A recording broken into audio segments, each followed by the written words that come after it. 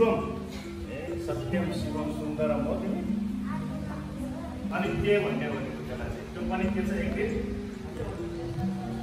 नाश भएर जान्छ भनेको छ। अरू पछाडि सम्बोधि आयो फेरि भगवान बुद्धको नाम बोकिखायो है। उसको मान्य हो र सम्बोधि जस्तो छ कि छैन?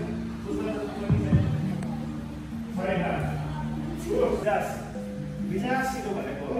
विजास भनेको एकदम मिलनसार भनेको सबैसँग मिल्छ हो, सबैसँग साथी छ।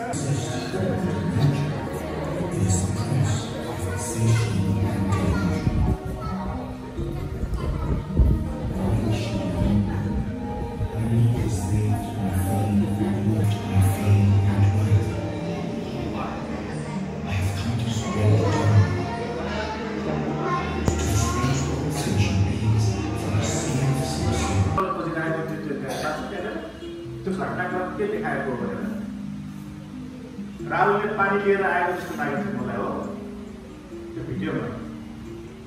होइन भने के थियो त मलाई भन्नुहोस् न त। त्यसो के थियो त्यहाँनिर पत्ता फर्स्ट भिजनमा के देखाएको थियो हो? सबै यहाँले मिलेर बसेछ। त्यो बुद्ध भगवानले मिलेर बस्नुपर्छ भन्नुभएको छ है। तिम्रो तिम्रो के छ?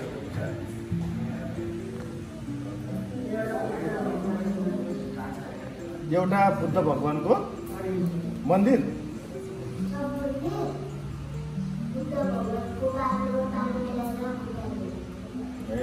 खुट्टा धोएर आइपुग्नुभयो।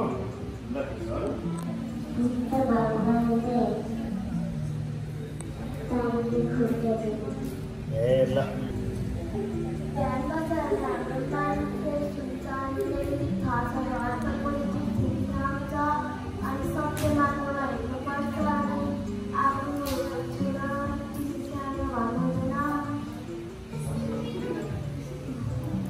ठिक छ।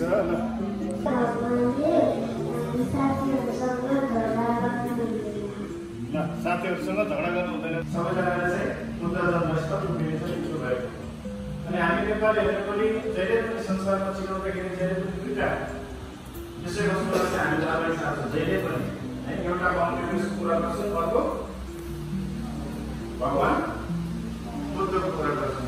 बुद्ध भन्ने बित्तिकै नेपाल भनेर आउने भएको भएर हामीले त्यो गर्छौँ।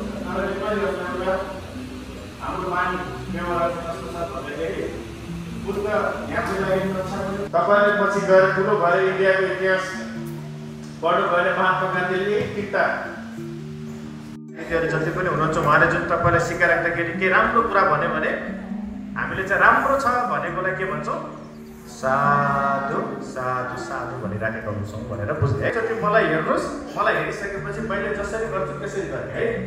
ल म चाहिँ यहाँ यसरी बस्छु होइन, पलेटी कसेर हो। यो मलाई देखिराखेको छ नि सबैले है।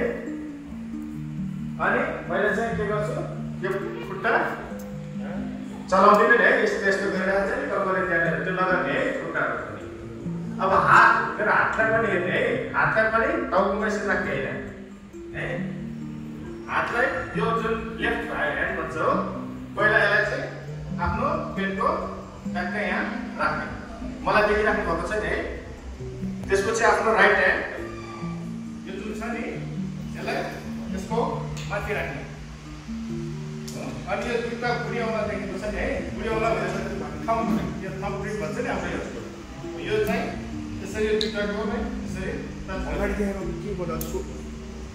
अनि ध्यान भनेको कहिले पनि आँखा खोलेर हुँदैन है। ध्यान भनेको अब बाहिरी संसारलाई हेर्ने होइन भनेको बाहिरको चिजहरू कसले के गरिराखेको छ, कसले के बोलिराखेको छ, कसले के त्यो त्यसतर्फ ध्यान नदिने। अब आफ्नो आँखा बन्द गरेर हामीले के गर्ने? आफै भित्र हेर्ने है। सबैले भित्र हेरेर अब आँखा बन्द गर्ने सबैले। अनि बन्द गरिसकेपछि अब सबैले आफ्नो भित्री आँखालाई कहाँतिर कन्सन्ट्रेट गर्ने?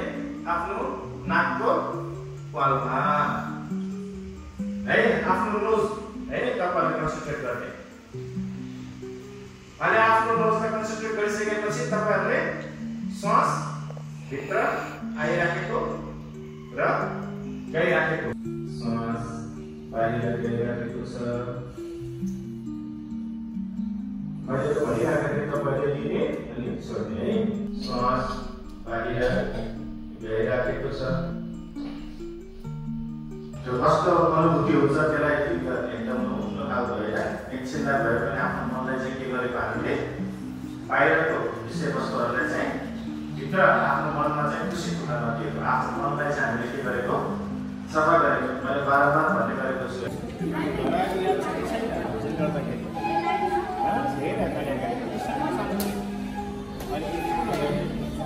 अझ पनि आउनु भएन पुऱ्याउनु है।